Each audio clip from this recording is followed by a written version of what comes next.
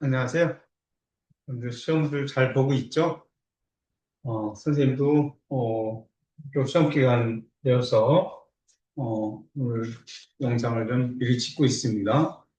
오늘은 우리가 화학결합에서 못하고 왔던 금속결합, 그리고 어, 그 다음에 우리가 그 분자기탈에서 못하고 온 배율화합물, 끝나고 다음 단원의 분자 구조와 성질 이렇게 나가도록 하겠습니다. 그러면 먼저 금속결합에 대해서 한번 보죠. 금속결합하면 우리가 일반적으로는 어, 금속 양이온과 자유전자라고 해서 금속 바다 모형을 이용해서 금속결합을 설명하는 경우가 많이 있습니다. 그래서 어, 이 전자들이 편제되어 있다, 비편제되어 있다라고 했었죠. 비편제되어 있어서 더 안전하다 이렇게 얘기를 했어요.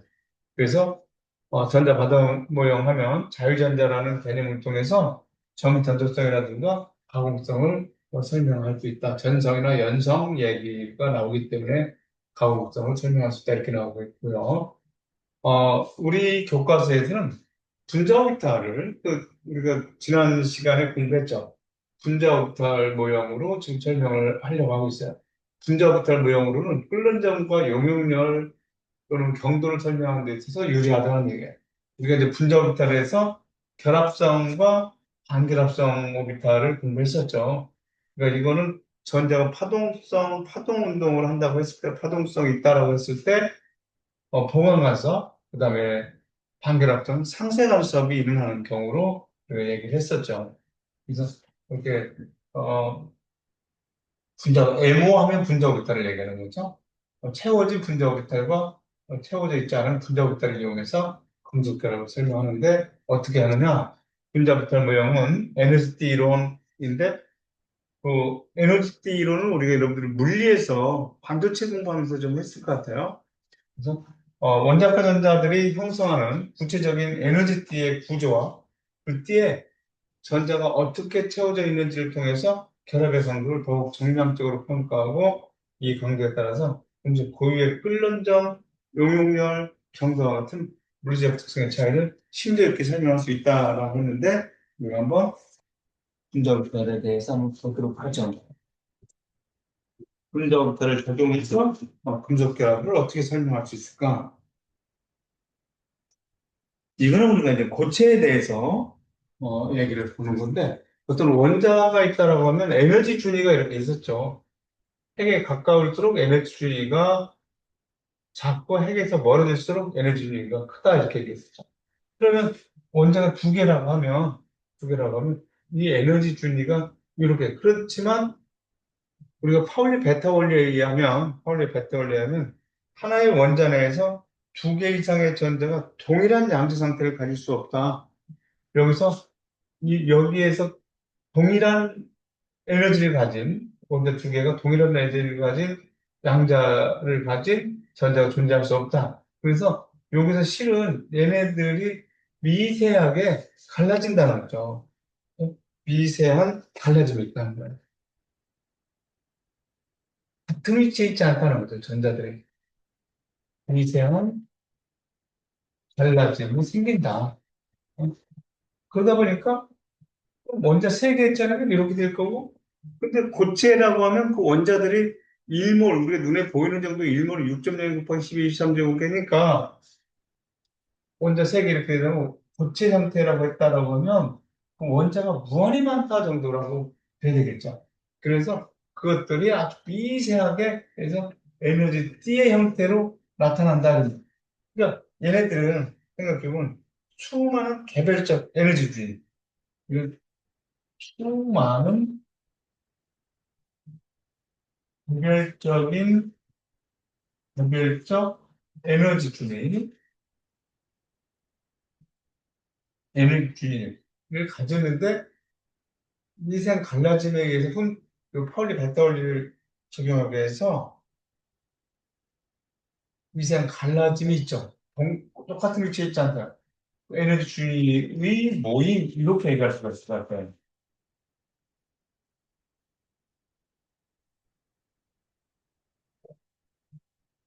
여보세요? 네, 어디, 네, 네. 네, 50만 원 그 말씀이시죠? 예, 예. 아, 우리 누나가 가가지고, 64년 11월 29일, 감사합니다.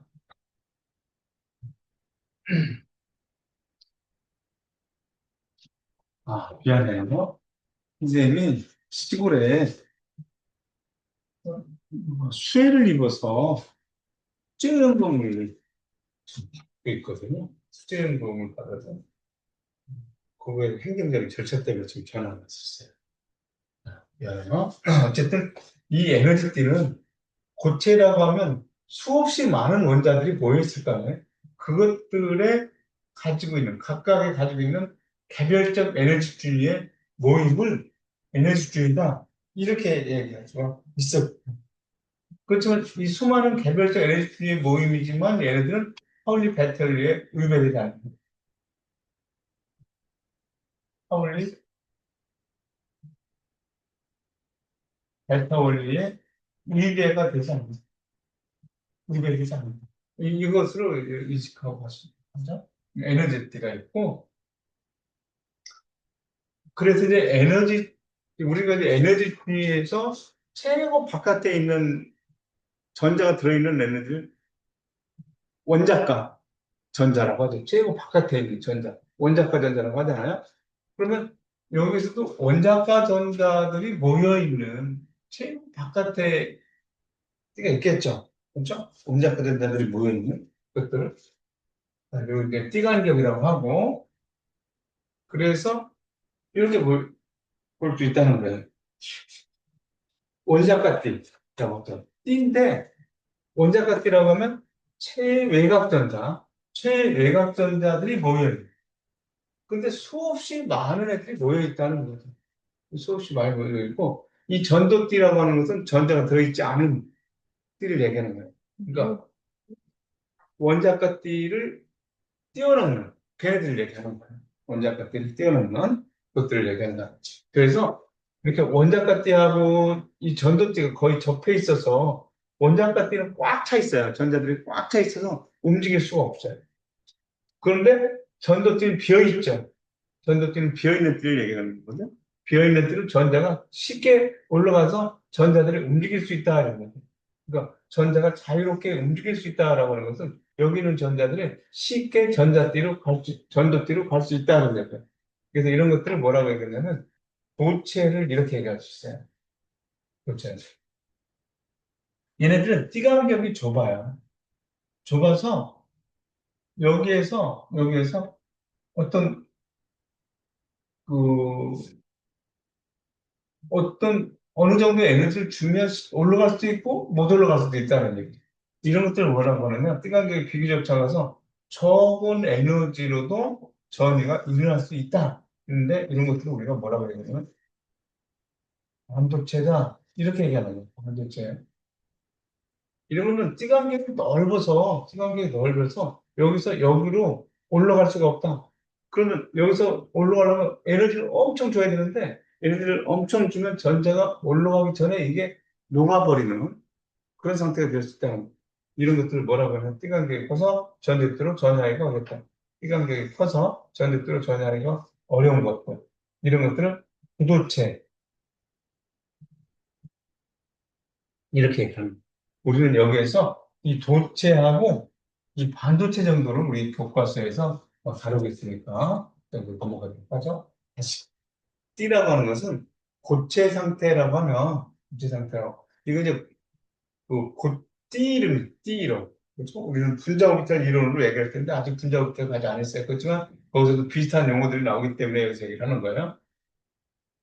원자카 띠가 있고 이거는 원자카 전자들이 모여있는 띠에 수없이 많은 것들이 띠를 이뤘다고 했잖아. 그리고 전자가 들어있지 않은 비어있는 띠를 전도띠 이렇게 했다는 거야. 그러면 여기는 꽉 차 있기 때문에 전자가 움직일 수가 없어요. 그런데 이 전자들이 이쪽으로 이동할 수 있으면 전도띠는 비어있기 때문에 전자가 자유롭게 이동하기 때문에 전류를 통할 수 있다. 이런 이론입니다. 근데 부도체는 여기에 지금 전자가 꽉 차 있어서 움직일 수가 없고, 여기로 올라갈 수도 없어요. 올라가게 하려고 많은 에너지를 주면 이 자체가 녹아버린다. 그래서 그런 것들을 우리가 부도체다. 이렇게 설명을 하고 있다는 거죠. 얘네들은 그냥 아주 쉽게 전자가 자유롭게 움직여서 전도체로 움직여서 전자가 아주 쉽게 움직일 수 있는 것을 우리는 도체 이렇게 얘기를 할 수 있다는 거예요. 넘어가고. 그러면 분자오비탈이요. 이제 이것들을 이제 원자오비탈이라고 했던 거 기억하죠? 슈퍼 원자오비탈. 원자오비탈이 두 개는 분자오비탈이 두 개다. 그리고 여기가 공항간섭, 상쇄간섭에 의해서 결합성 오비탈, 반결합성 오비탈. 반결합성은 스타를 표시한다 했죠? 여기 전자가 지금 여기는 없네요. 전자가 비어 있어요. 그러면 우리가 나트륨이라고 하는 금속에 대해서 분자가 있다. 우리 리튬 분자 이런 것들도 한번 해봤잖아요. 그래서 저것처럼 해보면 나트륨 분자는 존재할 수가 있죠. 이렇게 결합성 결합자 수가 1이잖아요. 지금 결합자 수가 1이니까 나트륨 분자는 존재할 수가 있다. 원자 오비탈 두 개에 맨 끝에 거 지금 나트륨 3s 오비탈을 나타내는 거예요. 3s 오비탈 가지고 이렇게 분자 오비탈이 만들어진 거예요. 그런데 이제 나트륨 분자 두 개로 만들었다라고 하면 나트륨 네 개로 만들어진 분자가 만들어지겠죠? 그러면 여기서 얘네들 결합성과 반결합성으로 또 나눠지겠죠. 전자가 채워져 있는 것이 있고 채워져 있지 않은 것이 있게 되죠. 예를 들어 또 그래서 금속 원자들이 서로 가까워지면 각 원자의 가장 바깥 껍질에 있는 원자가 이들이 서로 상호작용해서 분자오비탈을 형성합니다. 이게 지금 3s, 나트륨에서 3s 오비탈이 있다는 거예요. 3s 오비탈. 그렇죠? 그래서 여기서 분자 결합성 오비탈의 3s, 분자 오비탈의 나트륨이 이렇게 되겠죠? 3s의 두 개, 여기에 시그마 스타의 3s, 이렇게 나타나요. 여기 전자가 채워져 있지 않은 이런 것들. 그래서 분자오비탈을 형성하는데 두 개의 원자가 결합할 때는 두 개의 원자오비탈이 결합해서 두 개의 분자오비탈을 만든다. 원자오비탈이 두 개였으면 분자오비탈도 두 개 만들어진다는 거예요. 이런 식으로 만들어진다는 것을 상기해보자는 거예요. 그러니까 여기 얘기가 원자오비탈 속 원자오비탈 수만큼 분자오비탈, 분자오비탈 수도 정해진다는 거예요. 원자오비탈 수만큼 분자오비탈 수 정해진다. 그러니까 한번 읽어보면 되는 것 같아요. 그래서 이제 수없이 많은 것들이 있다라고 하면, 수없이 많은 것들이 있다라고 하면, 이것들도 이제 3S에서 시작을 해서 결합성과 반결합성 이렇게 나눠졌죠? 세 개가 결합성과 반결합성으로 이렇게 결합성과 반결합성으로 나눠져서 전자가 있는 곳 없는 곳으로 나눠진다는 거예요. 그래서 나트륨 분자가 있으면 무한히 많게 돼 있다라고 하면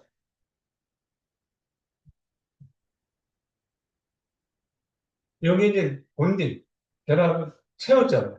결합을 하는 결합성과 반결합성으로 나눠진다는 얘기죠. 3S 오비탈에 대한 얘기니까 3S 범위 밴드를 얘기하는 거예요. 3S-T를 얘기하는 거예요. 그래서 원자가 증가수, 보면 위로 보면요. 원자수 증가 에너지 T. 금속은 수많은 원자들로 이루어져 있다. 원자의 수가 두 개, 세 개 점점 많아질수록 생성되는 분자 오비탈 수도 비례하여 늘어난다. 이 분자부탈들의 에너지 준위가 점점 더 가까워지면서 마치 연속된 하나의 틱처럼 보이게 된다. 이것을 에너지 띠라고 한다. 우리는 아까 원자카 띠 이렇게 해서 했었죠. 원자카 띠라고 했는데 여기서도 채워져 있네. 연속된 하나의 띠처럼 보이게 된다. 이것을 에너지 띠라고 한다는 거예요. 그래서 우리 교과서에서 나와 있는 그림이죠. 그러니까 여기서 반 정도가 차 있고 반 정도는 비어 있는. 그죠? 이게 지금 16개라고 하면 8개가 되는데, 아까 여기서 뭐, 8개 정도가 채워져 있고, 이쪽은 채워져 있지 않은, 전제가 채워져 있지 않은. 그래서 결합성띠가 우리가 고체에서 봤을 때 원자카띠, 반결합성띠가 전도띠라고 생각하면 되겠다는 거죠. 그래서 원자카띠에 있던 전자가 전도띠로 이동을 하면 전류를 통할 수 있다라고 했었잖아요. 그래서 원자까지, 즉 결합성띠라고 하는 것들은 각 금속 원자로부터 제공된 원자과 전자들이 채워져 있는 에너지를 얘기하는 거 같은 얘기예요.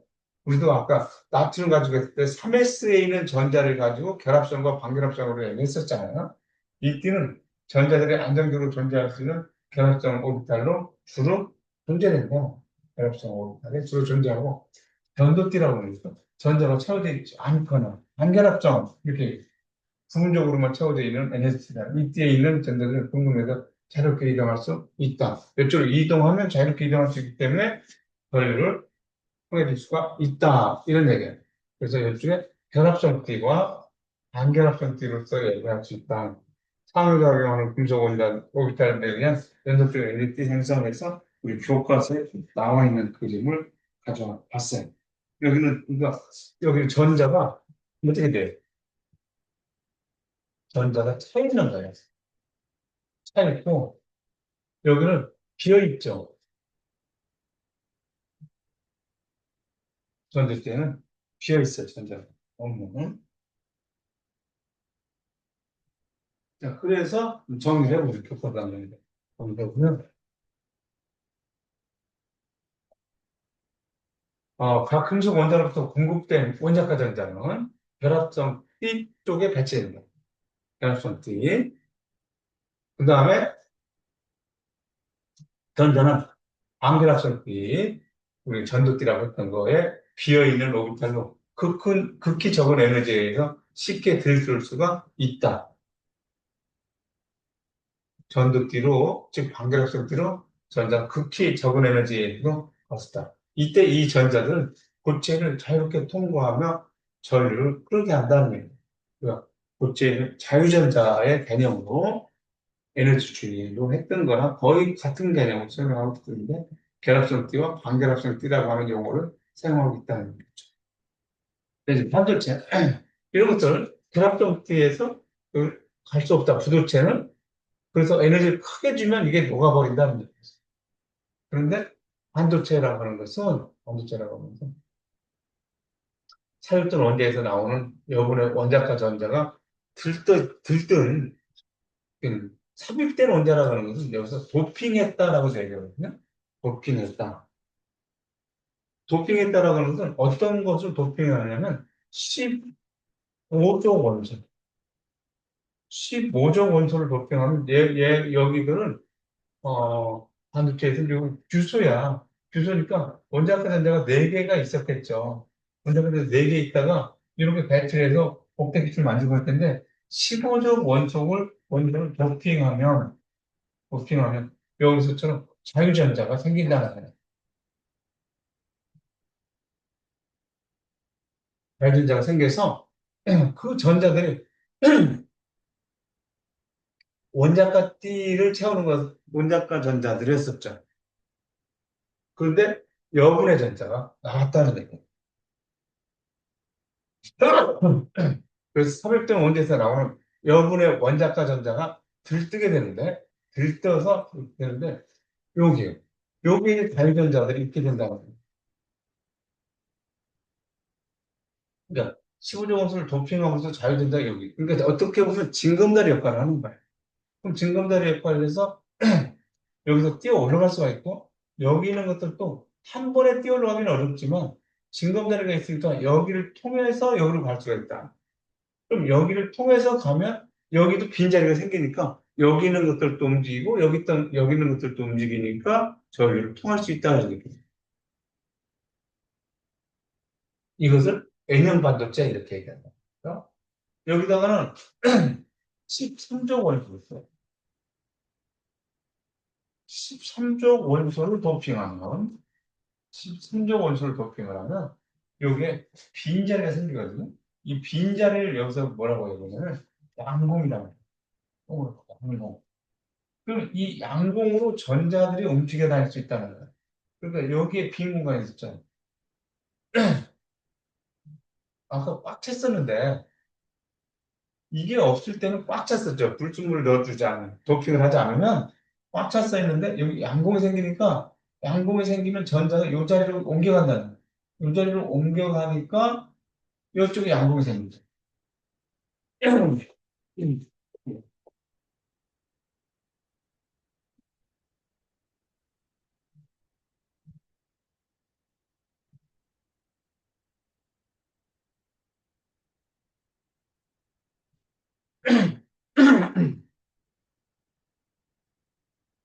양공이 이렇게 생기다 보니까 양공이 생기다 보니까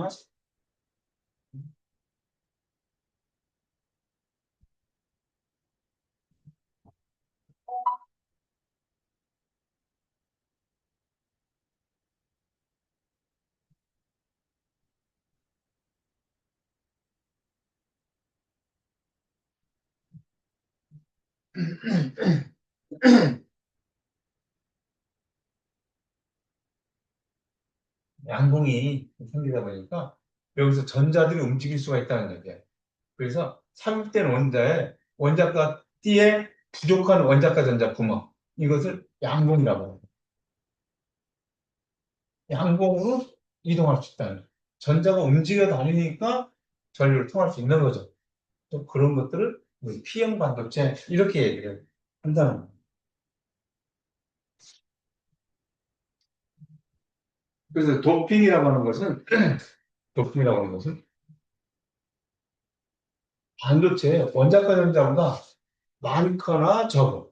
많거나라고 하는 것은 15조 원소를 도핑하고 적으면 13조 원소를 도핑하면 원자를 소량 포함시키면 전기 전도도가 달라져서 나오는데 그것이 에너지 반도체, 피형 반도체. 그런데 첨가제, 불순물 첨가제는 반도체는 띠간격이 좀 비록 넓죠.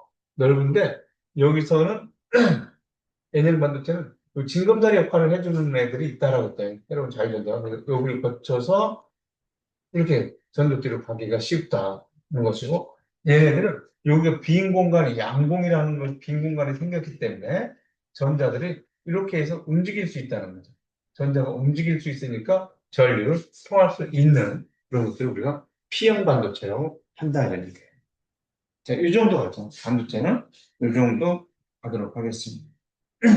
이제 어, 간단에 있던 분자 역할에서 배우함 있도록 할게요.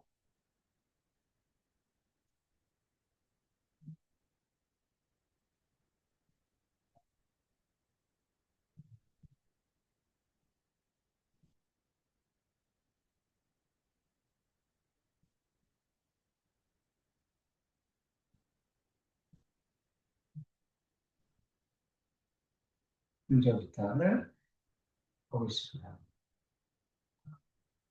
분자 역할에서 배우함. 여기 배우함.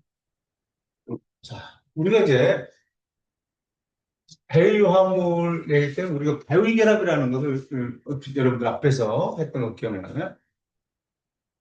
그러니까 공유결합이라고 하는 것은 오비탈 겹침이 일어나야 된다라고 했었죠. 오비탈 원자과 결합 이론을 얘기할 때 원자과 겹침이 일어나는데 빈 오비탈이 있어야 오비탈 겹침이 일어나죠.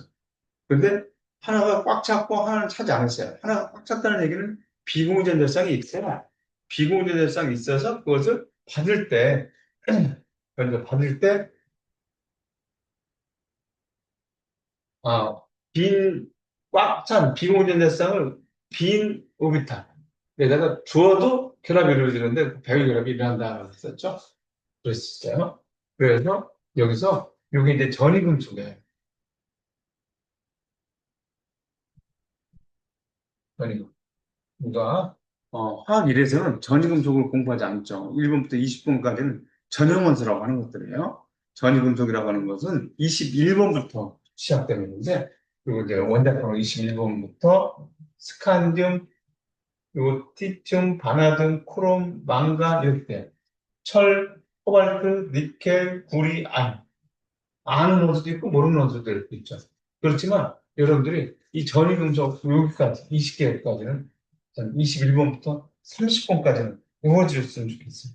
이게 스탄디움, 티타늄, 바나듐, 스티브, 또 크롬, 크, 망. 요거를 이제 해, 철을 해, 호, 호, 미, 후, 젠 이렇게 해요. 선생님이 이렇게 외웠어요. 스티브크 망페 코니쿠젠 이렇게 해서 외웠어요. 그런데 이게 뭔지 알죠? 축약된 아르곤까지 18개의 전자배치는 여기까지 됐고 그럼 얘는 여기 4s2에 20, 그 다음에 3d1 이렇게 되는 거잖아요. 이거 기억됐죠? 우리가 1s, 2s, 2p, 3s, 3p, 3D가 아니라 4S, 그 다음에 3D. 이렇게 세워졌던 거 기억하나요? 그렇죠? 4S, 3D. 에너지 순위 이렇게 나왔습니다. 이렇게 됐던 거죠. 진짜. 그러니까 이 3P까지가 찼을 때 두 개, 여기까지가 8개 이렇게 타죠? 두 개, 여기 8개, 여기서 8개. 그러니까 총 여기서 18개까지 찾았잖아요. 그러니까 여기까지를 아르곤이라고 표시했던 얘기예요. 아르곤. 그리고 4S2 3기왕. 그러니까 21번인 거죠. 22번, 23번. 그런데 크롬에서는 이렇게 찬다라고 하는 것도 기억을 해놓도록 하세요. 디오비타부터 먼저 찾았죠. 다른 거는 25번 이렇게 되죠. 26번, 27번, 28번 여기서 4S 3D10 이렇게 되어 있네요. 이것도 여러분들이 구리하고 크롬이 전자 배치가 이렇게 되는 이유는 지금은 그냥 넘어가세요. 왜 D부터 차고 여기 사이스에 이렇게 되는지를 지금 넘어갔으면 좋겠어요. 여기도 마찬가지예요. 우리도 그 다음에 이렇게 채워진다. 그래서 전자 배치가 돼야만 돼요. 그래서 전자 배치가 돼야 된다. 자, 다시 한 번만요. 스티브크 망페 코니쿠젠 이렇게 해서 21번부터 30번까지 외울 수 있도록 하죠. 스티브크 망페 코니쿠젠 그리고 전자 배치가 4S 3기관, 4S 30도, 22, 23 여기서 크롬과 불이에서 여기가 조금 변동이 있다 라고 하는 것들도 기억을 해놓기 바랍니다. 지금 당장은 아니어도 이런 것이 있다라고 하는 것을 어차피 우리가 이제 대학을 가서 이제 공부한다라고 보면 이 정도 인식을 하고 가지고 있거든요. 자, 그럼 전이금속이고, 그럼 여기서 비공유전자세를 얘가 갖고 있잖아요. 전이 금속에서 이렇게 뜻한 얘기는 전자를 떼었다는 얘기예요. 여기는 빈 오비탈이 하나 남아있다. 이런 얘기예요. 빈 오비탈이 남았다. 이것을 뭐라고 얘기하냐면 리간드라고 해요. 리간드. 그러니까 리간드라고 하는 것을 무엇을 리간드라고 하느냐 하면 비공유전자쌍을 제공합니다. 비공유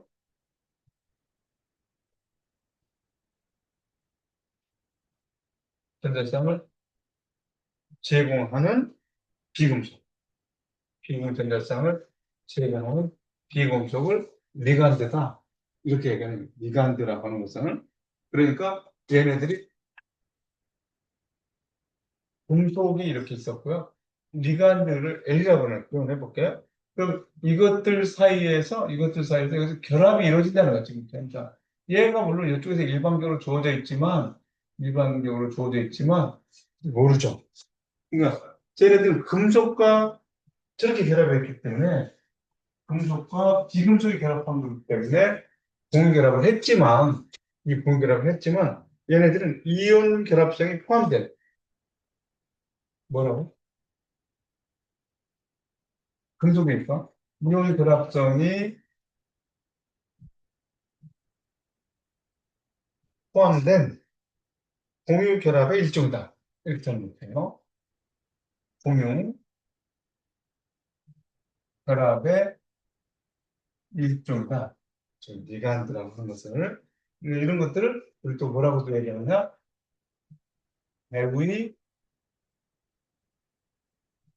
결합, 배의 결합이라고 한다.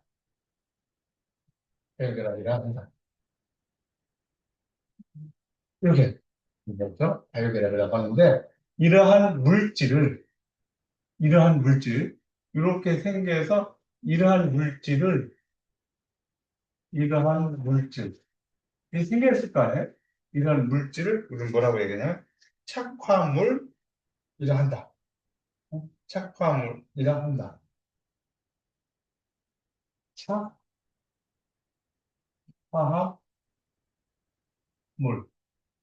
착화물이라 한다. 컴플렉스. 이렇게 컴플렉스다. 어렵다 이런 뜻도 갖고 있죠. 컴플렉스라고 하면 이라는 물질을 착화물이라고 한다.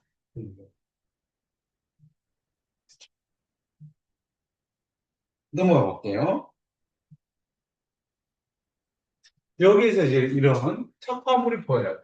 배우화물, 착화물 이렇게도 불러요. 착화물. 요거를 전이금속 있죠? 코발트라는 것이. 얘가 마이너스 1가니까 얘는 플러스 1가죠. 차기온이라고 하죠. 차기온.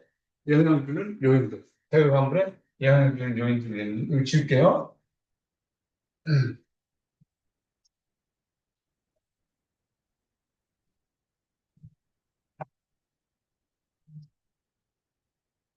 자, 이제 여기서 이제 금속이야 지금. 이거 전해금속이죠. 코발트, 금속. 요것들이 뭐냐면 리간데 지금 여기서 요거하고 요게 리간데 염소가 리간드인데 어, 얘는 뭐로 돼 있어요? 비금속으로 돼 있겠죠. 그렇죠? 비금속으로 돼 있고 그다음에 리간드라고 한다는 거예요. 리간드라고 한다는 것은 비공전자성을 제공한다는 거예요. 비공전자성을 제공. 그러면 이게 이제 플러스 1가이려면 얘네들을 먼저 옥텟 규칙으로 한번 나타내 봐야 돼요. 어떻게 되느냐? 지금 암모니아라고 하는 것이 이것도 말이죠. 그러니까 리간드라고 하는 것은 비공전자성이 있어야 된다는 얘기잖아요. 여기 이제 암모니아에 비공전자성이 있죠. 이 비공전자성을 이 얘네들이 금속에다가 제공하는 거죠. 그죠? 비공전자성 금속에 제공하는데 이거의 산화수는 지금 0이야 지금 0. 이거 산화수는 0이네. 근데 염소는 Cl2 이렇게 돼 있잖아요. CL2 이렇게 되는데 얘네들이 17쪽에 있어. 17쪽에 있어서 얘네들이 이렇게 돼 있는 것들이 CL2 이렇게 돼서 요게 이제 마이너스 전하를 갖고 있죠. 7개 있어야 되는데 전화 하나 더 갖고 있다는 얘기예요. 그런데 그것들이 몇 개 돼 있어? 2개로 돼 있다는 거예요. 이런 것들이 2개로 돼 있다. 그래서 얘네들이 여기 이제 비공전자성을 금속에다가 배우야. 이렇게 있거든. 그래서 얘네들이 이렇게 그러면 이걸 CL2 이렇게 보는 게 아니라 CL-가 2개 있다고 보는 거예요. CL-가 2개 있다. 그러니까 이게 마이너스 2야. 요거는 0이야, 0. 그러니까 플러스 1이라면 요 금속이 있죠. 요 금속은 플러스 3 플러스 해야 된다는 거죠. 코발트가. 그렇죠? 코발트가 3 플러스 해야 된다. 저렇게 해서 코발트가 3 플러스라는 것을 알았으면 중심금속의 산화수를 파악하고 나타나잖아요. 중심금속의 산화수를 파악해서. 코발트가 몇 번이냐? 포리프젠 이렇게 해서 에어쓰면 여기 27번이라는 사실을 알았어야 돼. 그럼 27번이면 얘가 전자배치가 어떻게 됐겠냐면 아르곤의 전자배치에 4S의 크롬하고 구리를 제외하고는 4S2죠. 그러면 여기 20이잖아. 27번이니까 D에 7개의 전자가 들어있다는 거예요. 디오크탈에. 그런데 얘가 지금 거기에서는 이온화를 했죠. 이온화를 해서 코발트가 몇 가루로 됐다는 거야. 27번인데 코발트가 코발트가 27번인데 3 플러스라는 거야. 그럼 3 플러스라고 하는 것은 전자배치로 나타내 보면 아르곤의 전자배치에 어디서부터 떨어져 나가요? 4S의 4S의 3D. 3D야, 3D. 3D 7 이렇게 돼야 돼. 그런데 4S가 떨어져 나가고 3개가 전자가 떨어져 나가야 되니까 D오르탈에서까지 떨어져서 3D에 6 이렇게 나타나지는 거예요. 3D에 6. 그러니까 여기서 코발트에 암모니아 4개, 염소가 2개 달라붙어 있는 애인데 그래서 코발트는 전자배치 했을 때 3D 6이 됐다 이렇게 됐잖아요. 그럼 이 3D 6이 됐다라고 하는 것은 장차 우리가 무엇을 여기서 알 수가 있냐면 첫 번째로 알 수 있는 것이 뭐냐면 창물의 자기적 특성을 알 수 있어요.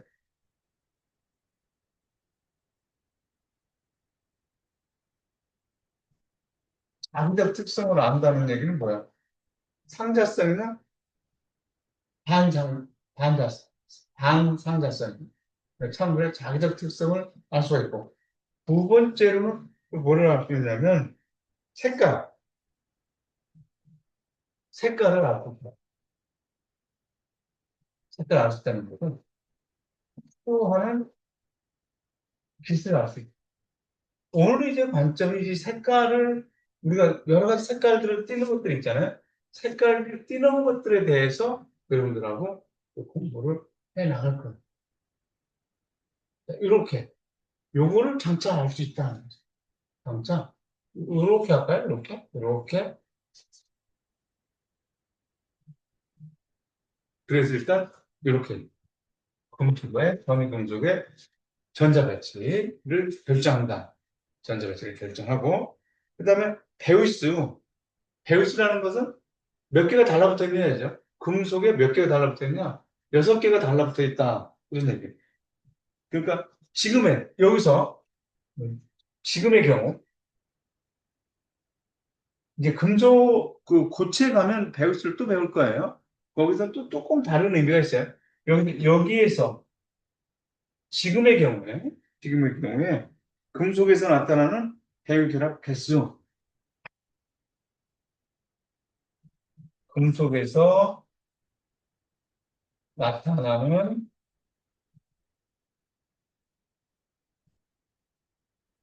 배율결합 개수를 시리얼 넘버라고 해요. 어쨌든 그냥 CN이라고 해서 6이다.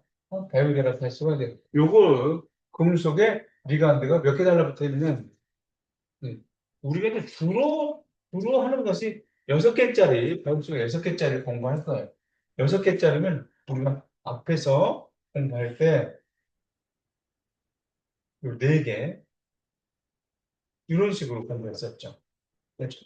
여기서 금속이 있으면 여기에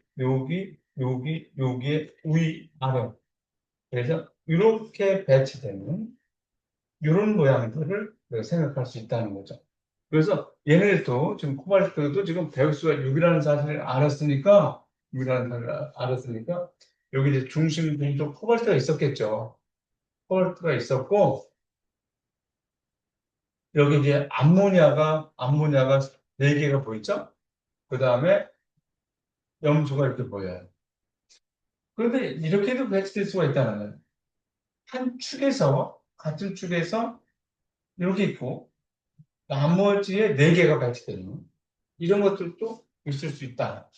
이런 얘기. 이런 것들도 있을 수 있다. 금속이 서로 반대쪽에 있을 수 있다. 이런 얘기.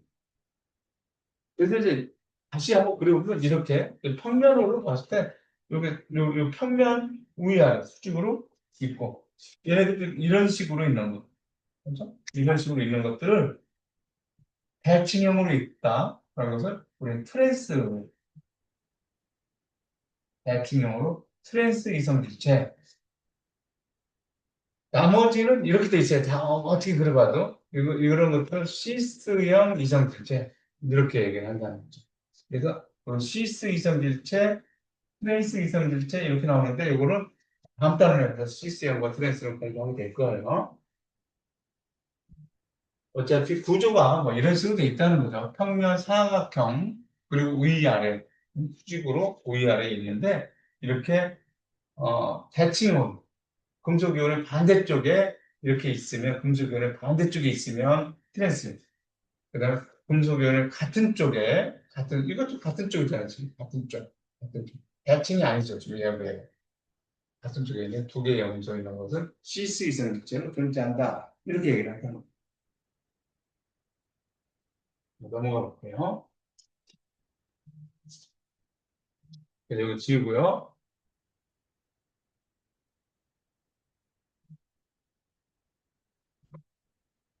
그래서 그렇게 해서 그리고 주로 이제 배울 수가 두 개인 것도 있고 세 개, 네 개인 것도 있고 근데 우리가 주로 이제 배우는 것이 이제 6배의 수, 6배의 수, 6배의 6배의 그 뭐라고 하냐면 6배의 팔면체가 되겠죠.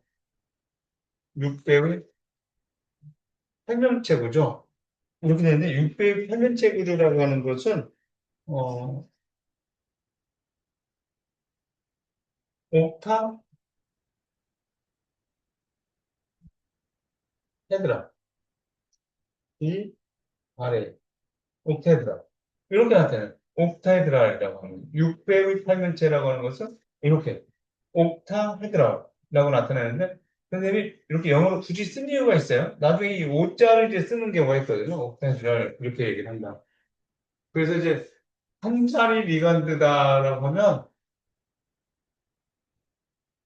이제 비공전해성은 하나를 주는 것들을 얘기하는 거예요. H2O 같은 거 하나를 생각해 보면 H2O 같은 것들이 이렇게 되잖아요. 이렇게 요거 하나를 줄 수 있다 그런 얘기고 나머지들은 그냥 이렇게 하세요. 이걸 EN이라고 하는 것은 에틸렌이라고 하는 것은 CH2를 EN이라고 하는 거예요. CH2. 에틸렌이라고 하는 거예요. CH2, CH2. 이게 에틸렌이에요. 근데 탄소는 결합선을 4개 하고 있어야 되잖아요. 이거 다시 한번 들어볼게요. 그러니까 이렇게 있으면 얘네들이 두 개가 CH2가 이렇게 있다는 거예요. 자, 이렇게 되면 여기가 H가 이렇게 있죠. 에틸렌 NH2를 아민이라고 하는 거예요. 그럼 여기서 NH2, NH2 이렇게 되죠. 그러니까 요게 CH2잖아. CH2, CH2, CH2, CH2, NH2에 요게 비공개성이 나와야 되겠죠. 비공개성. 이렇게 되니까 여기서 이런 것이 이쪽에서 양쪽에서 줄 수가 있다는 거예요. 두 자리 내관계. 서로 다른 데에서 얘네들은 하나에서 하나 줄 수 있다는 거예요. 다른 것들 구조를 그려보면 나타날 텐데요. 그죠? 암모니아 같은 거는 하나에서 하나 나오겠죠. 그죠? 그 정도 생각하면 돼요. 그래서 두 자리 일관된 EN이라고 하면 에틸렌 디아민 이렇게 읽어요. 에틸렌, 에틸렌 두 개의 D라고 하는 것이 이제 두 개라는 얘기예요. 에틸렌 디아민. 그래서 에틸렌의 E, 아민에서 N이 나온 거예요. A나 M은 다른 데도 많이 나오기 때문에 A나 N을 하지 않고 여기서 에틸렌의 E, 아민의 요 N, EN 이렇게 해서 나온 거다. 그러니까 EN하면 에틸렌 디아민을 얘기하는 것이구나. EDTA는 그려 여기 에틸렌 보이죠? CH2, CH2 보이죠? NH2에 해당되는 이게 두 개의 아민이 있다는 거예요. 에틸렌 요거를 얘기하는 거예요. 두 개의 아민. 요거죠. NH, 요거 NH2. NH2. D라고 하는 것이 둘을 얘기하는 거예요. 디아민. 아민. 그 다음에 네 개의 아세트. CH3에 해당되는 거예요. CH3인데 하나가 이렇게 용어로 치환되는 거죠. CH3, COO, 아세트산. 그런 거죠. 근데 네 개가 있잖아요. 네 개. 여기 네 개. 테트라라고 하는 거예요. 네 개를 테트라. 테트라. 네 개의 아세테이트. 요거. 네 개의 아세테이트. 그래서 여기서, 여기서 E, 여기서 D, 테트라의 T, 여기는 아세테이트의 A 이렇게 얘기하는 거예요. 그래서 EDTA라고 하는 것은 에틸렌 디아민, 에틸렌 디아민 네 개의 아세테이트, 테트라 아세테이트 이렇게 나타내는 것을 EDTA라고 한다. 하는 거죠. 그리고 얘네들은 여기에서 이렇게 하나, 둘, 둘, 그 다음에 여기서 셋 이렇게 여기서 셋 이렇게 그 다음에 여기서 넷, 다섯, 여섯이죠. 그렇죠? 그래서 6배우가 되는 여러 자리 리간들 중에서 6배의 이렇게 되는 거예요. 어쨌든 이렇게 다양하게 줄 수가 있다는 거예요. 비공전자쌍을 줄 수 있는 것을 리간드라고 한다. 리간드라는 게 뭐라고 했죠? 비공전자쌍을 줄 수 있는 것을 리간드라고 하는데 어떤 화물에 따라서는 한 자리 리간드만 줄 수 있고 이것들을 에틸렌티 아민처럼 두 개의 리간드를 줄 수가 있고 그다음에 얘네들처럼 여섯 개 EDTA처럼 여섯 개의 리간드를 줄 수 있는 것들도 있다. 그런 거야. 여섯 개의 리간드.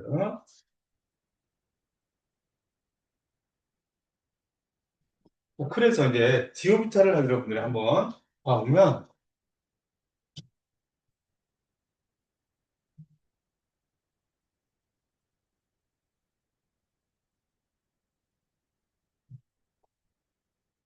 디오비타 이렇게 돼 있어요. 그러니까 이렇게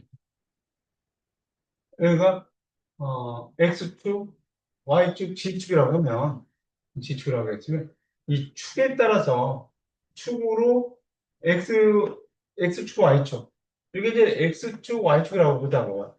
축으로 이렇게 해서 로브가 있으면 축으로 로브가 있으면 X제곱, Y제곱 이렇게 있고요. X제곱, Y제곱 있죠. 또 나머지 G축으로만 돼 있는 이렇게 좀 묘하게 생겼죠. G축으로만 돼 있는 그러니까 어쨌든 얘네들은 축으로 로그가 있는 거예요. 축에 로그가 있는 거고 여기서 X, Y 이렇게 나오는 것들은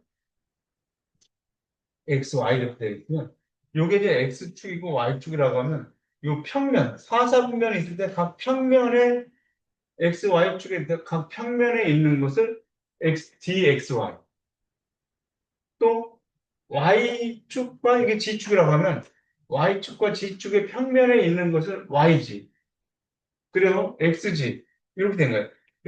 여기가 X축이라고 하면 X축이라고 한다고 하면 뭐 평면 X축과 G축의 평면에 있는 것들 이렇게 나타내는 것이다.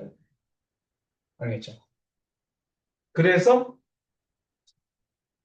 그래서 얘네들과 얘네들 그러니까 축에 있는 애들 로브가 축에 있는 애들과 각각의 평면에 있는 애들을 나눴어요. DXY, DYG, DXG로. 요게 디오르탈이에요. 디오르탈. 다섯 개 있죠, 디오르탈은. 네? 디오르탈 다섯 개 있어요. 여기서 조금만 더 한번 읽어보고 갈게요. 리간드라고 하는 것이 뭐라고 했냐면, 전자를 준다라고 했잖아요. 리간드는 비공전자성을 줄 수 있는 것이다. 그리고 리간드가 주로 축방향, XY, G쪽, 예를 들어 축방향에 있는 거죠. 축방향으로 중심 금속 이온에 접근해서 오비탈들을 리간드의 음전화와 직접적으로 반발해서 에너지 준위가 높아진다. 그러니까 중심금속이 여기 있다라고 보면,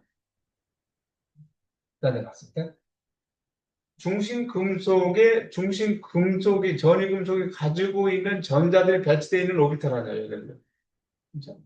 그런데 축으로 전자가 여기 있었겠죠. 그러면 얘네들 리간드가 전자를 가지고 간다고 했을 때 이쪽하고 전자들끼리의 충돌이 많잖아요. 직접적으로. 음전화와 직접적으로 반반해서 에너지 주기가 높아진다. 이게 에너지 주기가 높아진다는 거예요. 축으로 된 애들이 에너지 주기가 높아진다. 얘네들에 비해서 리간드가 축 방향으로 접근할 때 이 비축 방향성 오비탈, 비축 방향 여기에 있죠. 얘네들이 전자가 이렇게 들어올 때 얘네들한테 있는 전자들은 여기 비켜져 있잖아요. 얘네들은 여기 미간드에 있는 애들하고 금속이 가지고 있던 전자들이 바로 부딪혀서 더 반발이 더 심해져서 불안정해져. 근데 얘네들은 비축 방향에 있다. 얘네들은 축 방향에 있고 얘네들은 축 방향의 안쪽에 있기 때문에 반발이 덜하다는 거예요. 얘네들이 축 방향으로 접근할 때 이 비축 방향성 오비탈들은 X축 방향성 오비탈에 비해서 미간의 반발이 적다는 거지. 무슨 말인지 알겠죠? 얘네들은 축 방향에 직접 갈 때 반발이 크고 비축 방향성은 반발이 작다 하겠네. 반발이 적으로 상대적으로 에너지 준위가 낮다 하겠네. 그래서 에너지에 갈라짐이 생긴다는 거예요. 에너지 갈라짐. 그래서 델타라고 하는 것은 델타 O라고 그래요. 델타 O라고. 델타 O라고 그러는데 이거를 결정장 결정장 갈라짐. 여기 O라고 하는 것은 아까 옥타이드라 6배의 배수열 6배의 뭐라 그랬어요? 6배의 활면체를 옥타이드라고 했었죠? 옥타이드라 그게 옥자예요. 결정장 갈라짐이 이렇게 6배의 옥에서 이렇게 나왔다. 그래서 여기서 2세트 얘네들을 T2 세트. 그러니까 새로운 오비탈을 이제 2 오비탈과 T2 오비탈이라고 이제 새로운 이름이 붙었다 이렇게 생각하면 돼요. 여기서 G라는 거 붙었죠. G라고 하는 거 붙었는데 게레드라고 하는 원점 대칭이다 하는 얘기예요. G라고 하는 것은 원점 대칭으로 있다 이런 얘기가 되겠습니다.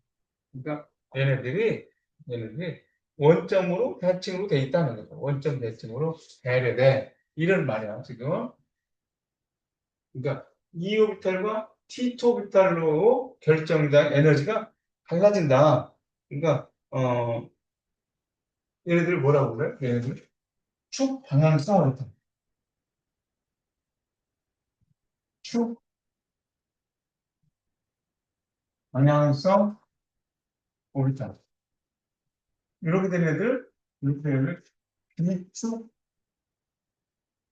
방향성 오비탈.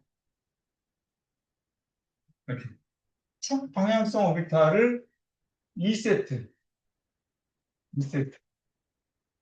비축 방향성 오비탈을 T2세트. 2세트라고 하면 얘네들을 얘기하는 거예요. D에 X제곱 마이너스 Y제곱 D제곱. T2라고 하는 것은 얘네들, 비축 방향성, 이런 오비탈을 얘기합니다. 그런데 오비탈이 갈라진다는 거죠. 처음에는 어떻게 돼 있었어요? 얘네들이 축제돼 있었죠. 축제돼 있었어요. 다섯 개의 오비탈이 축제돼 있었다.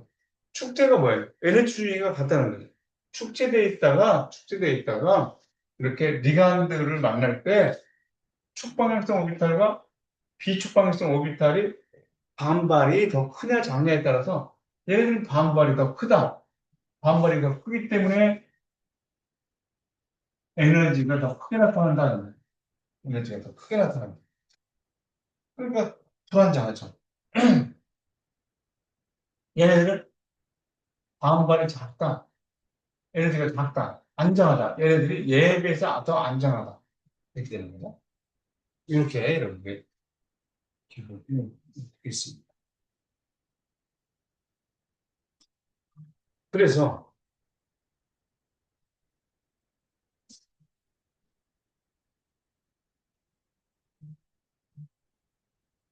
자, 지금 전이금속이 니간드에서 전자를 제공하려고 하고 있죠. 그죠? 금속의 디오비탈. 여기 디오비탈의 얘가 금속의 디오비탈에 니간드가 제공할 때 축방향성이냐 비축방향성이냐에 따라서 반발이 다르다는 거죠. 그래서 얘네들이 처음에는 축제돼 있었다. 에너지가 다 같다는 얘기. 축제돼 있다가 금속과 니간드가 접근할수록 금속과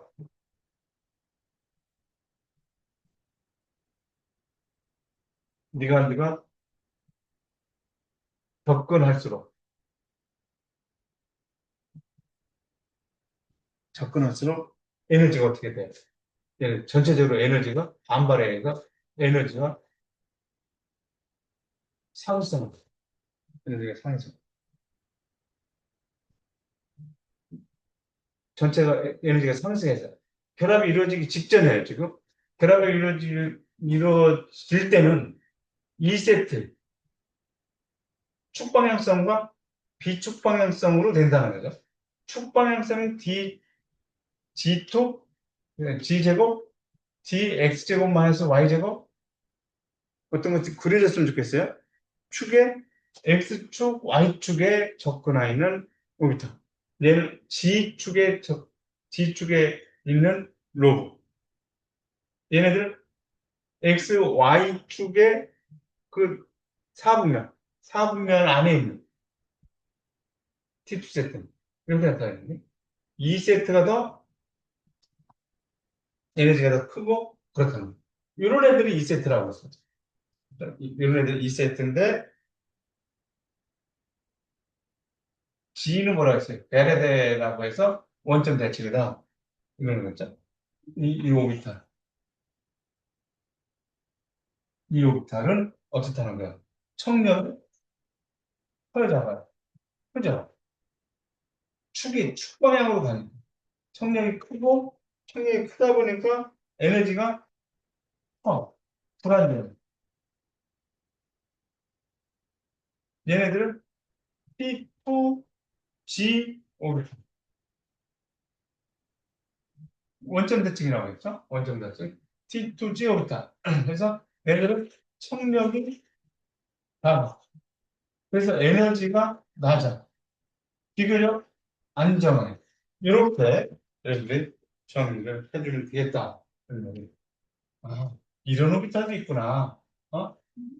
이 오비탈과 T2 오비탈도 있구나. 이렇게 여러분들 인식을 해 있으세요. 그러면 좀 쉬었다가 다시 하도록 하겠습니다. 여기까지 인식을 하고 있어요.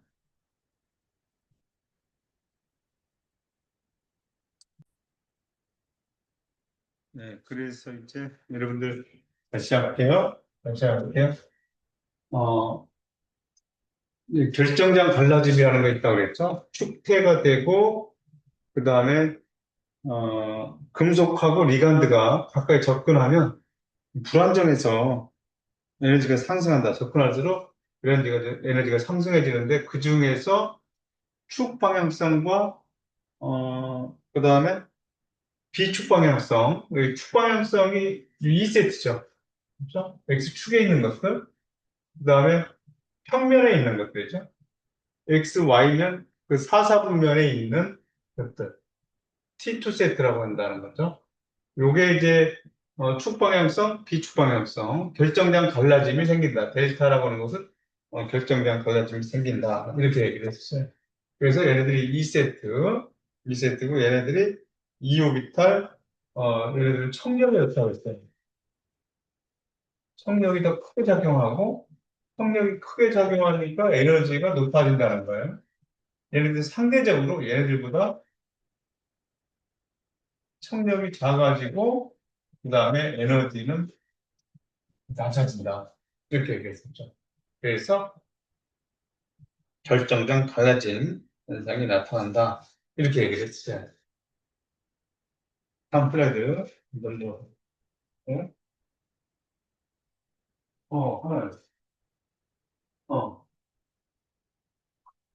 아빠 한 시간 뒤에 보낼게. 어, 아빠 지금 수업 중이라.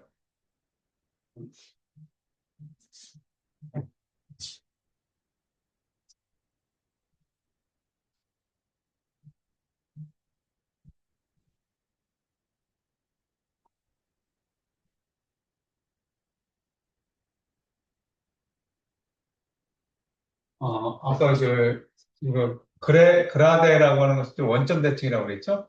리간드들이 이제 원점을 중심으로 대칭, 6배의 평면체 구조에서 이렇게 얘기를 한다. 이렇게 했습니다.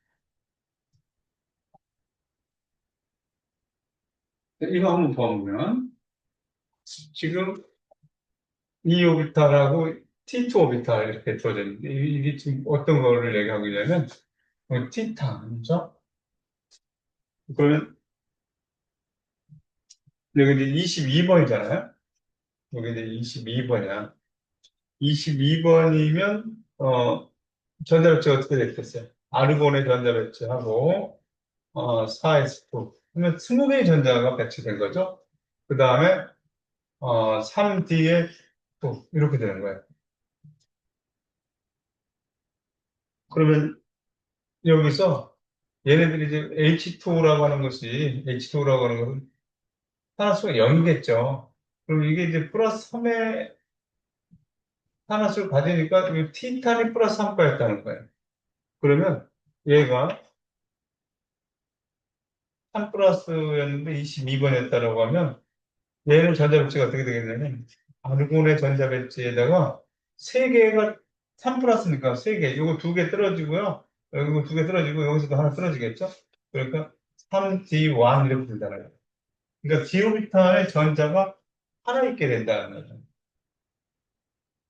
그럼 에너지 준위가 낮은 데부터 채워지는 거니까 에너지 준위가 낮은 데서 전자가 채워졌다 이거예요.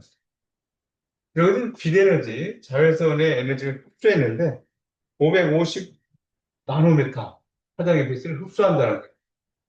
얘가 550 나노메타의 빛을 흡수했다. 근데 이 550 나노메타의 빛이 어떤 빛이냐면 황록색이에요. 황록색. 잘 찾아보면 황록색 빛을 흡수했다는 거죠. 황록색 빛을 흡수했다. 그러면 여기서 이제 어떤 색을 뜨느냐? 이만큼의 빛을 흡수했으니까 결정장 갈라짐에 의해서 얘가 우익궤도로 올라갔다 이거죠. 이렇게 올라갔다. 지금 보여주고 있는 거예요. 그러니까 얘는 T2에 전 하나가 배치되어 있죠. 브라데라고 하는 것은 이제 원점 대칭을 얘기하는 거죠. 그것이 여기에서는 어떻게 배치되어 있다는 거야? 2세트로 전자 하나가 이렇게 올라갔다는 거죠. 이렇게 이제 요 오비탈에 전자 하나, T2 오비탈 전자 하나 있던 것이 예를 들어 흡수해서 2 오비탈 전자가 하나 확대했다는 거예요. 그런데 여기에서 550 나노미터 빛을 흡수했으면 얘네들이 어떤 얘네들 흡수해서 발색 어떤 색깔의 빛이 나오느냐면 발색은 이거의 보색이 나온다는 거예요. 보색은 보색은 보라색 보라색을 띈다는 거예요. 색깔에 보라색 색깔이 띄게 됐다. 보라색이 나타난다. 그러니까 황록색의 보색이 보라색을 나타낼 것이다. 전자전에 의해서 저런 빛이 나타난다. 이렇게 되는 겁니다. 자, 그래서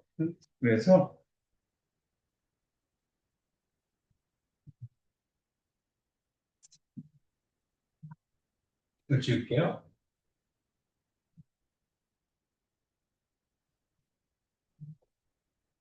결정적 갈라짐.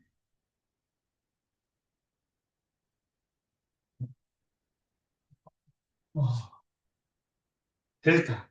요 O라고 하는 것은 6배위, 6배위 팔면체 옥타헤드라를 얘기하는 거잖아요. 그렇죠? 델타 O라고 하는 거. 결정적 갈라짐 기에 따른 리건드 순서가 이렇게 있는데 요거를 좀 기억하려고 노력해야 돼요. 요 암모니아가 기준이야. 암모니아를 기준으로 해서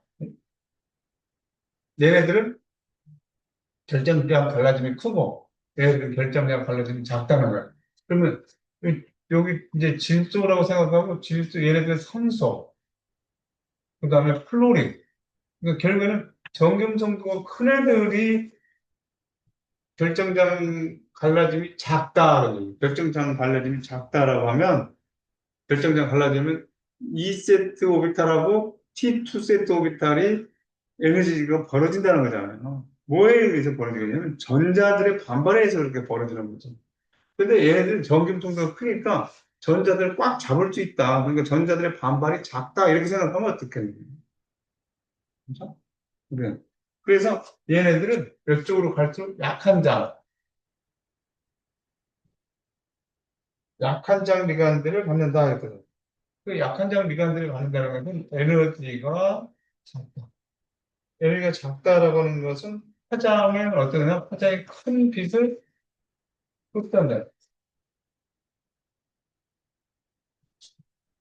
에너지가 작다는 것은 파장이 길다 이런 얘기라는 거죠. 파장이 길다. 긴 빛을 흡수한다. 이쪽으로 갈수록 그렇다는 거예요. 여기 약한 장 미관들을. 이쪽에서는 어떻게 되느냐? 강한 장 미관들을 갖는 거예요. 강한 장 미관들을 갖는 것은 에너지가 크다. 그냥 파장이 짧은 빛을 흡수한다는 거예요. 파장이 짧은 빛을 흡수한다. 그러니까 이쪽으로 갈수록 있죠. 이쪽으로 갈수록 얘네들은 파란색. 얘네들을 흡수한다는 거예요. 얘네들을 흡수하고 이쪽은 어떤 애들을 흡수한다는 거예요? 얘네들을 흡수한다는 거예요. 그러면 갈색은 이 레드를 흡수했다고 하면 레드를 흡수했다고 하면 여기 레드를 흡수했죠? 그 흡수하면 얘네들은 어떤 색을 발색하느냐? 요거를 발색한다는 거예요. 흡수했으니 여기서는 이거를 흡수하잖아요. 이거 블루를 흡수하면 여기서는 레드를 발색합니다.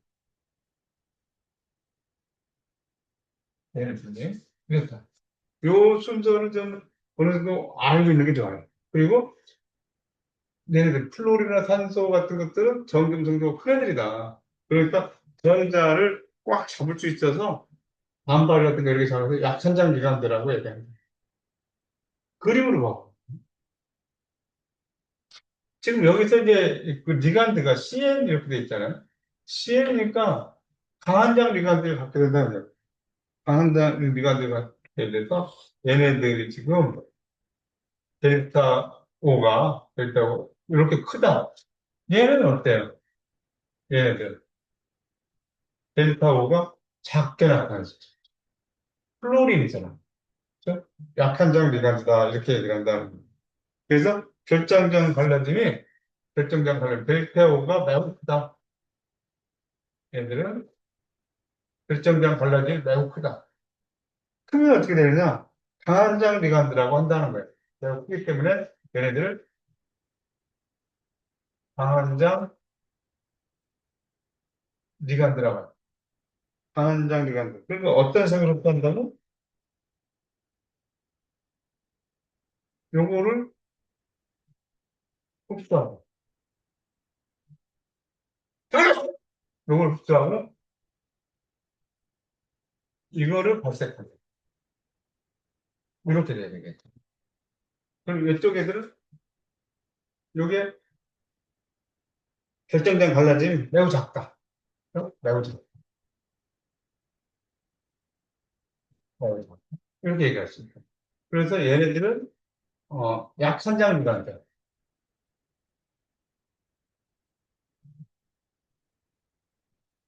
약한 장기. 그럼 어떻게 되는지. 예를 들어 레드를 흡수하고 레드를 흡수하고 그 다음에 블록을 발색하는 거예요. 이렇게 되게 그죠? 이렇게 된다는 거예요. 그럼 여기서 얘네들의 전자배치가 된 것들을 한번 우리가 생각을 해보면 그래서 코발트죠. CN이라고 하는 것이 CN이 마이너스 있잖아요. 마이너스 6이었단 말이에요. 근데 이게 3 마이너스가 됐으니까 이 CO라고 하는 것은 3 플러스였다는 거죠. CO가 3 플러스였다. CO가 아까 코발트 나오는데 3 플러스 되기 전에 코발트가 27번이었다라고 하면 아까 아르곤의 전자 배치에 4s2에 3d에 7개의 전자 배치가 이렇게 됐겠지. 그러면 27번의 코발트가 3 플러스라고 하면 얘는 전자 배치가 어떻게 되겠어요? 아르곤에 3개가 떨어지나 했으니까 3d 6 이렇게 돼야 된다고요.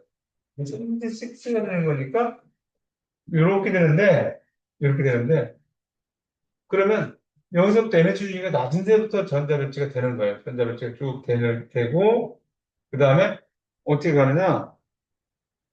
싸움의 원리가 적용된다. 여기서 얘네들은 우리가 어, 저스핀, 저스핀 창물이라고 그래. 이런 애들을 뭐라고 그러냐면 낮은 데에서만 생겼다는 거죠. 저스핀 창물 여기다 써볼게요. 저스핀 창물이라고 얘기한다는 거예요. 이 저스핀 창물. 그럼 저스핀 창물은 어떻다는 얘기냐면 결정장 갈라짐이 매우 큰 경우를 얘기를 하는 거고, 그 다음에 싸움 원리가 적용된다. 그런데 배트가 싸움 원리가 적용되고, 싸움 원리가 적용되고, 그 다음에 어디 배트되느냐? 얘네들은 에너지 주기가 낮은 T2G의 최대로 배치된다는 거야. 최대로 배치. 이렇게. 거죠. 그래서 플로린이죠? 플로린 마이너스 1이야. 그럼 여기서도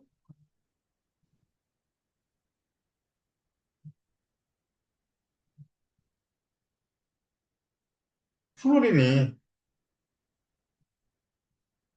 그래서 코발트가 어떻게 나타지겠냐면 플러스 3으로 나타지겠지. 근데 플로리니까 여기서는 여기서도 코발트는 3 플러스죠. 27번인데.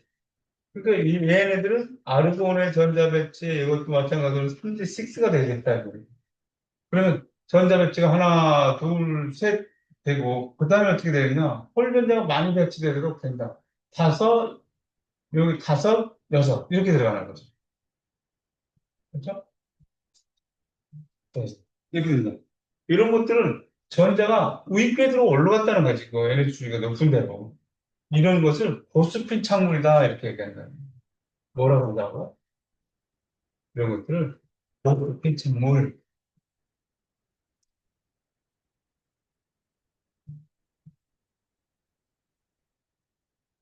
고스핀 창물이라고 합니다.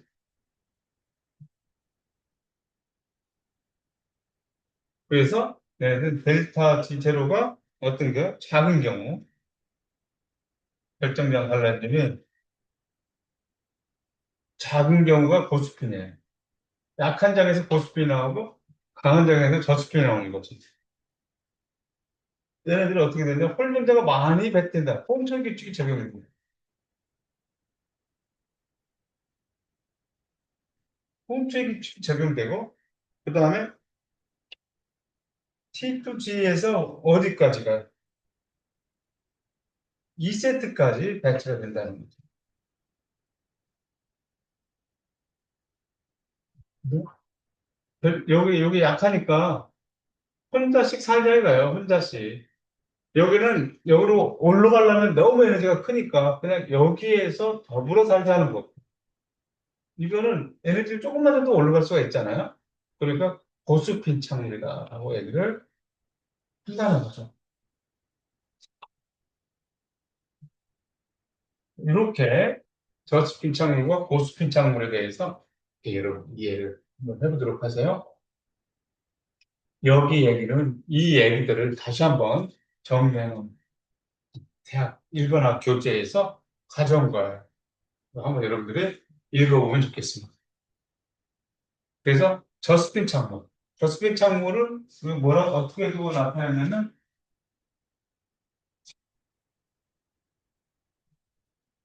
저스틴, 저스틴 LS라고도 나타내고요. 고스핀은 HS라고도 나타내요. HS 이렇게요. 고스핀 창문, 저스틴 창문, 강한 장일 때 저스틴 창문, 약한 장일 때 고스핀 창문. 이거 한번 쭉 정리를 해야 되겠습니다.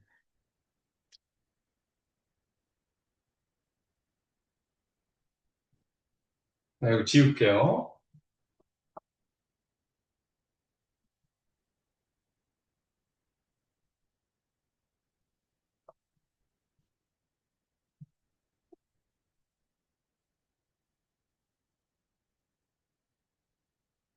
잠깐만요.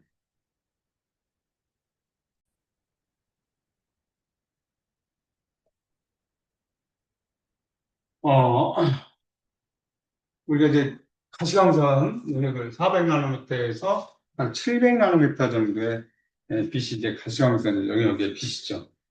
그러면 아까 이제 우리가 얘기한 것처럼 이렇게 결정된 갈라짐이 작은 거, 결정된 작은 것이 뭐라고 했느냐면 플로린 같은 것들이 정중 정도가 크기 때문에 결정된 갈라짐이 작다 이렇게 얘기했고 결정된 갈라짐이 작은 것을 뭐라고 했죠? 고스핀 창문 이렇게 얘기했죠? 고스핀 창문 이렇게 얘기했어요. 고스핀 창문 델타 제로가 결정되는 걸 작을 때, 그 다음에 어떻게 된다 했죠? 여기 작을 때, 그 다음에 폰트 위축이 적용된다. 폰트 위축이 적용된다. 라고 얘기했었어요. 그 다음에 얘네들을 뭐라고 했냐면 버스핀 창문이라고 이렇게 얘기했죠? 버스핀 창문은 뭐야? 결정된 갈라짐이 큰 애들. 그 다음에 싸움 원리가 적용된다. 싸움 원리가 적용된다. 이렇게 했던 것 같아요. 해보세요. 그런데 얘네들은 또 어떤 거를 적용냐? 여기 보니까 홀전자가 있죠. 이렇게 나타내 보니까 홀전자가 있다. 홀전자가 있는 애들을 우리는 뭐라고 얘기하냐? 상자극성이라고 한다는 거예요. 홀전자가 있으면 이런 애들을 상자극성, 자석에 붙는다는 얘기죠. 얘네들은 어떤가요? 홀전자가 없죠. 홀전자가 없다고. 홀전자가 없어. 그러면 이런 애들 뭐라고 그래요? 반자극성이라고 한다는 거예요. 홀전자가 없으니 반자극성, 자석에 영향받지 않는다. 반자극성이다. 이렇게 돼요.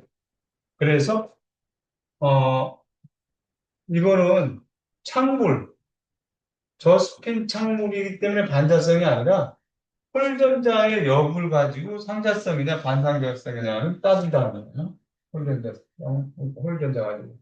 우리가 분자불탈에서도 홀전자가 있으면 상자성, 분자불탈에서 홀전자가 있다. 홀전자가 있으면 얘네들이 상자성이다. 이렇게 얘기해요. 이런 애들이 홀전자가 없다.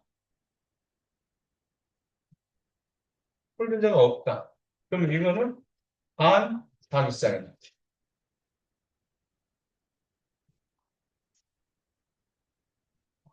반자기성. 이렇게 얘기할 수 있다는 거예요. 그리고 가시광선에서 이제 400나노미터에서 700나노미터의 빛의 가시광선을 얘기하는데, 그래서 당근이 있어요. 당근이 주황색이 발색됐다는 거예요. 주황색 발색됐다는 게 얘네들 파란색 빛을 흡수했다는 거예요. 파란색을 흡수했고, 얘네들 주황색이 발색됐다. 이런 얘기죠. 그럼 얘네들, 요 색이 나타난 것은, 요거는 빨간색이,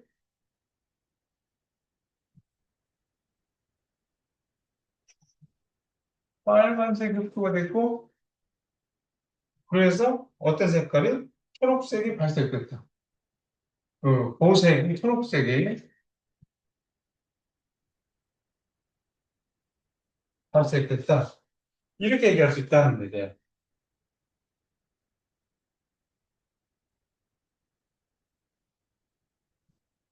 그러니까 모든 색을 흡수했다. 모든 색을 흡수했어요. 그러면 얘네들은 검은색이 발색됩니다. 검은색이 발색되고, 그다음에 어떤 색도 흡수하지 않았어요.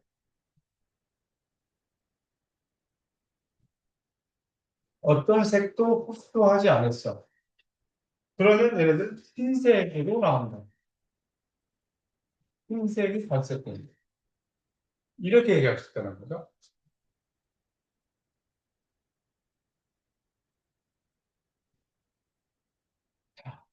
이렇게, 요 정도 가죠?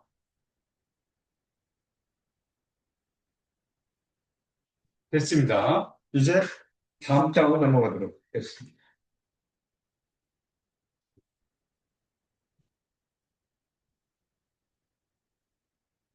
4장, 분자구조와 성질, 이거 넘어갈게요.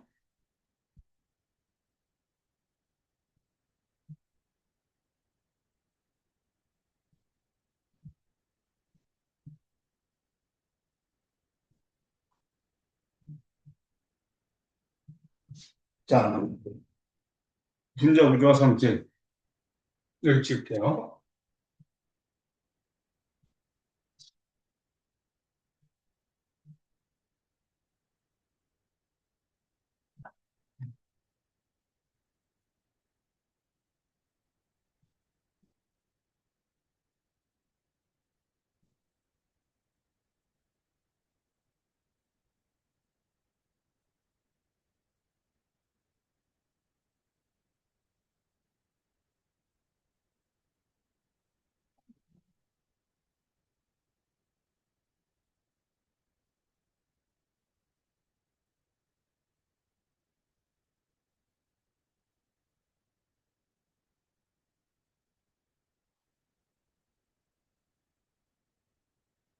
자, 여기서 계속 보면 학습 목표 한번 읽어볼게요. 분자구조와 성질은.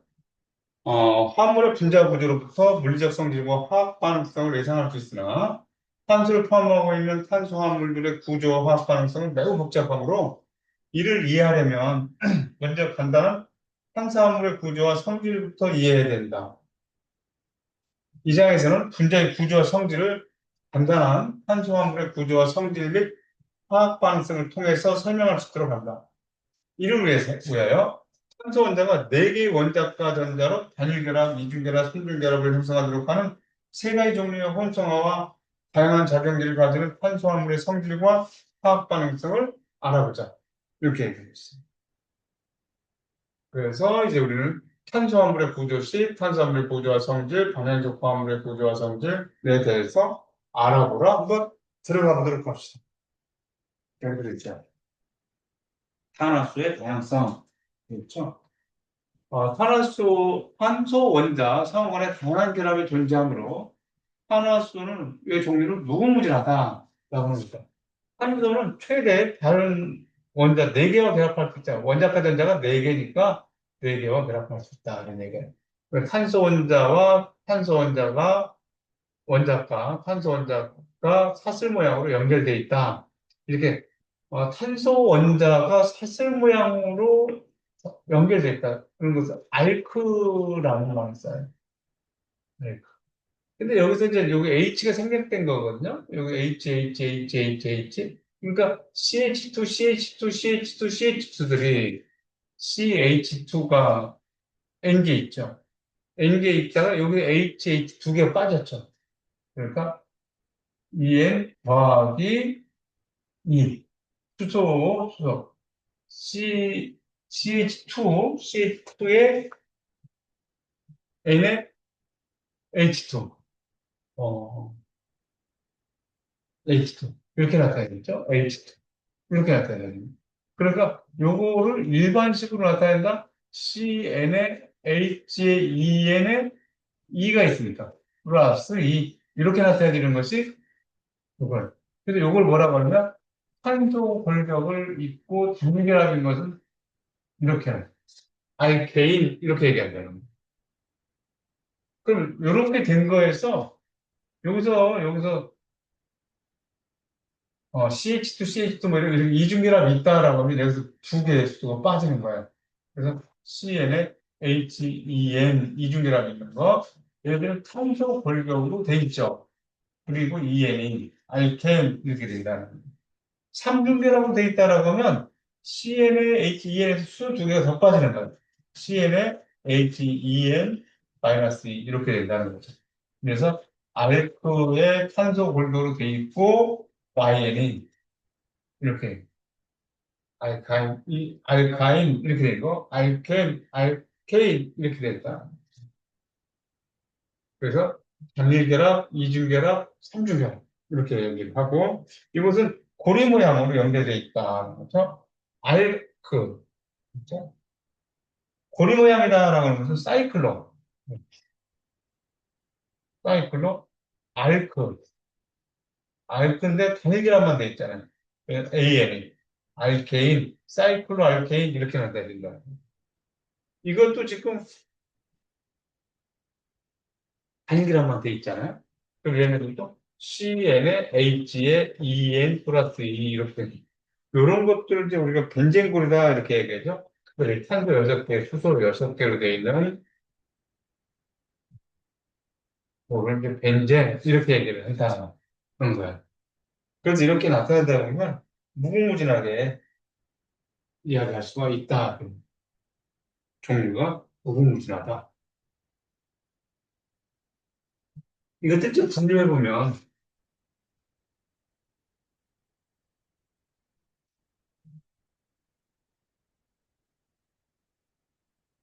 탄화수소도 탄수하고 수소로만 돼 있다.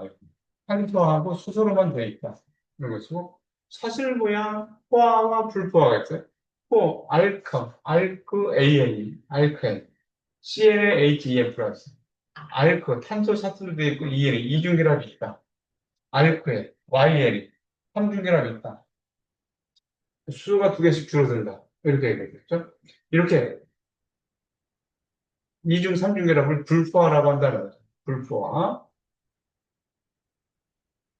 그러니까 불포화하면 어떻게 보면 타이결합이 있는 거를 얘기하는 거죠. 타이결합을 있는 거를. 얘네들은 이제 혼성오비터를 봤을 때 탄소 하나에 수소가 물을 붙는 거 아니에요? 그러니까 sp3 혼성을 가지고 있겠죠. sp3 혼성으로 돼 있고 얘네들은 다 시그마 결합을 가지고 있겠죠. 얘네들 탄소 사이에 sp2가 되겠죠? sp2에 시그마 하나에 파이 결합 이렇게 하나가 있는 이런 구조를 하고 있을 것이고 이런 애들은 SP죠. SP에 시그마 하나에 파이 결합이 두 개로 되어 있는 이렇게 되어 있거든요.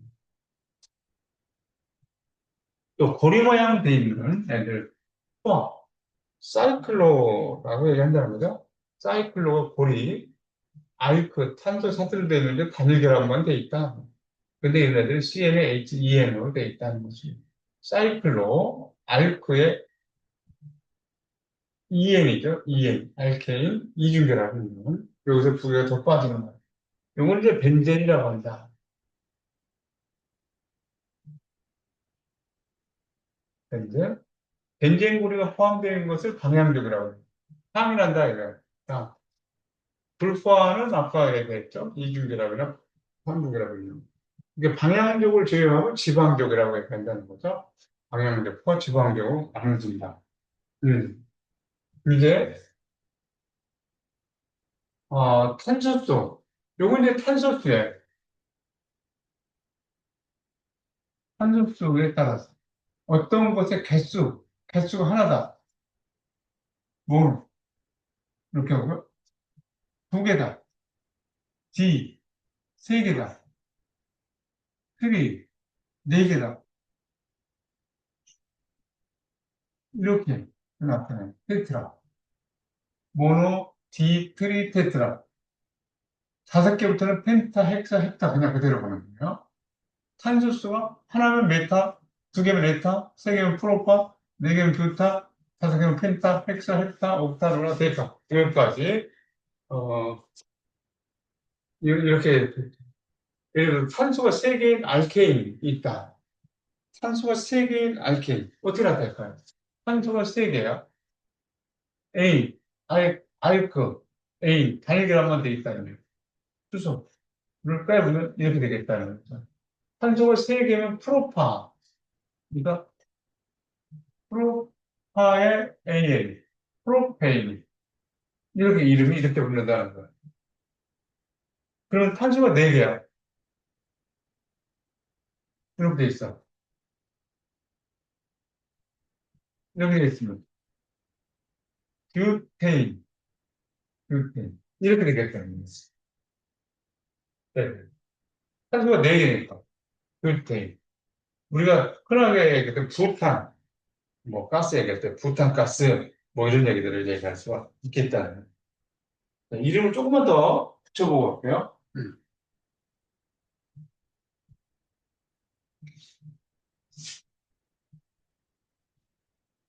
이것들을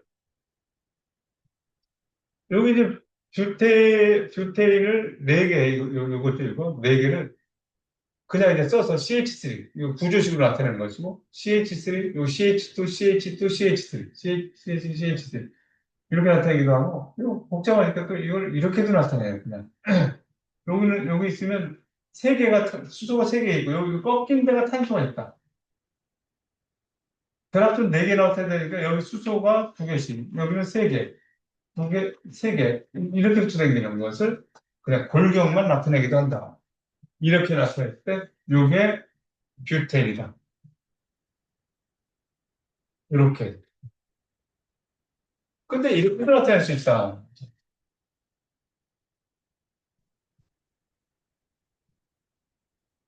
이것도 뷰텐, 이소뷰텐, 이소뷰텐. 그럼 여기 CH3가 이렇게 이렇게 나타낼 수가 있다는 거죠. 골격으로 이렇게 나타낼 수 있다.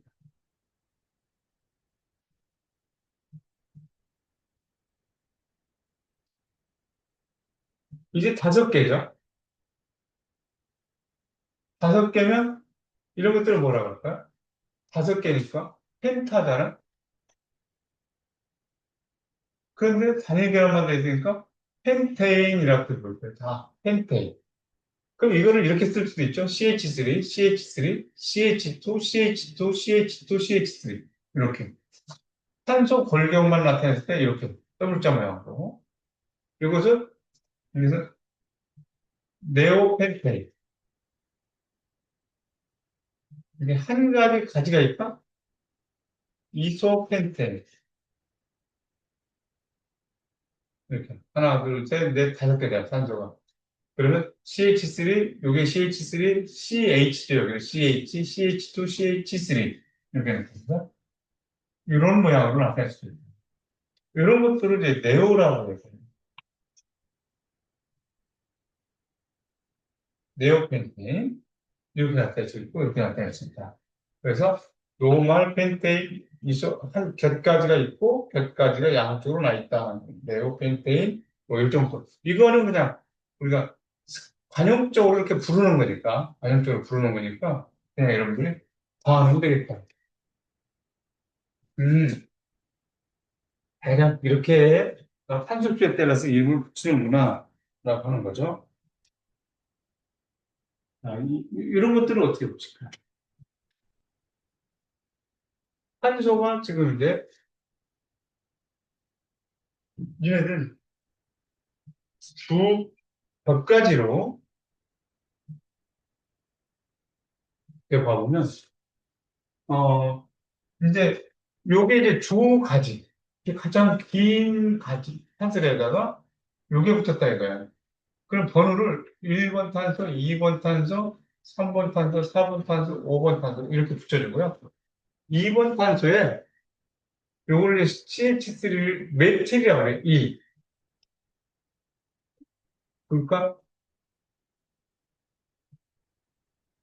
알킬이에요. 이게 요 알킬. 요거를 이제 메틸, 에틸, 프로필. 요게 CH4에서 하나가 이렇게 붙게 됩니다. 그럼 이 두 번째 탄소에 메틸이 붙어 있는 다섯 개, 다섯 개가 펜타다는 단위를 한번 돼 있다. 이 메틸 펜테인 이름을 이렇게 붙여주는 거야. 그럼 이건 어떻게 붙여주겠니? 이것도 이쪽부터 1, 2, 3, 4, 네 번째 탄소부터 딱 이렇게 하는 게 아니라 숫자가 작게 나오게 붙여준다는 거야. 숫자가 작게 나오게. 그럼 얘네들은 이쪽에서 붙이나 저쪽에 붙이나 마찬가지죠. 그렇죠?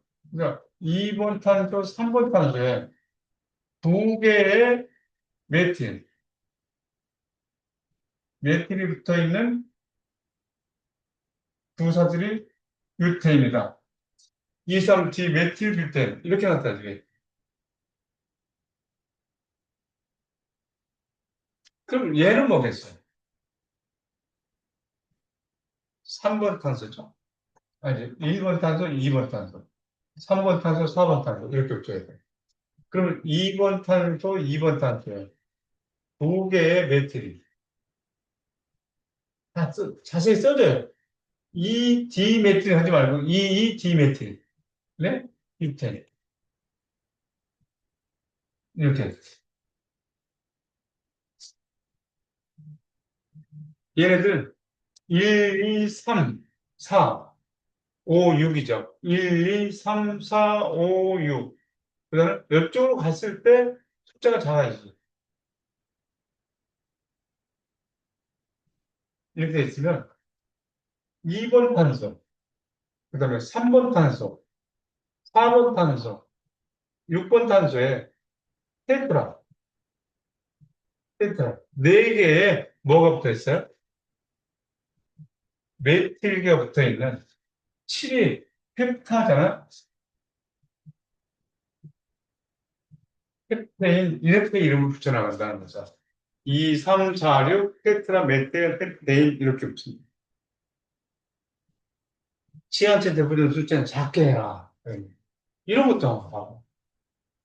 요거를 1번, 2번, 3번, 4번, 5번에 에틸기가 붙어 있다. 2번 탄소에 에틸기가 붙어 있는 펜테이다. 그런데 이렇게만 하지 말고 얘네들부터 붙여주면 1번 탄소, 2번 탄소, 3번 탄소, 4번 탄소, 5번 탄소, 6번 탄소. 이 주사슬을 긴 걸 택하라는 얘기예요. 그러니까 3번 탄소에 3번 탄소에 메틸기가 있는 메틸기가 있는 6개의 사슬, 싹 이렇게 붙여줘라. 3메틸 헥센이라고 붙이는 거죠. 주의하라 그랬죠? 가장 긴 사슬을 주사슬로 해라. 언제나 고든 사슬이라는 편견을 금지합니다. 이 고든 게 이게 아니라 이렇게 나타날 수도 있다. 이 단위 그래프는 휘어지고 필 수 있다. 여러분들이 이렇게 생각을 해서 나가면 좋겠다는 거예요. 자, 이제 여기까지 하고요. 여러분들 여러분 시험 끝나고 만나서 이 뒷부분 이렇게 해나가도록 하겠습니다. 자, 고생했습니다. 오늘 여기까지 할게요.